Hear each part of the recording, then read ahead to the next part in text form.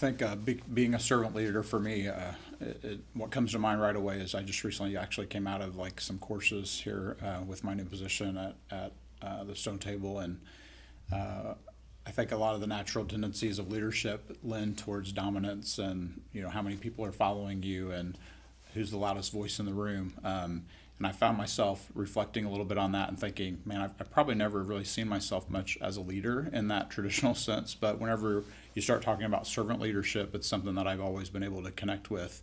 And I mean, naturally, what would come to mind is, in the Gospels when Jesus is modeling to his disciples, the 12 that he's trying to raise up to be leaders, for that movement.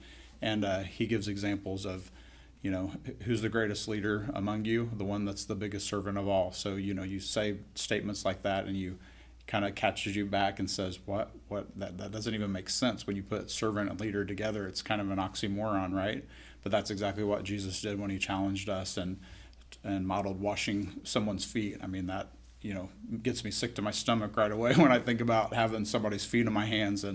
But what that really does, it just shows our humility and our ability to say, I value you much more than I value even my own personal intentions or my personal aspirations. But I value who you are as a person, and that goes. I think it's in Mark chapter 9 where Jesus is telling his disciples as they're saying, "Who's the greatest among us, Lord? Which one of us is going to be following in your footsteps?" But then he comes at them and says, "It's the one that's going to be the greatest servant among you." And then I go back even to the Pharisees coming at him, and it's in Matthew. It's woven throughout the Gospels. The Pharisees come and say, what's the greatest commandment, right? It's easy for us to connect to loving God with all of our heart, because I think sometimes in our culture and in our own personal lives we can say, well, I love God with all my heart, my soul, and my mind. I can connect with that. That means I'm look at me, I'm doing something amazing. But then he balances that with saying, well, how about you love your neighbor as yourself? And then that, puts us back and says, hey, is that go together, or is that an opposite?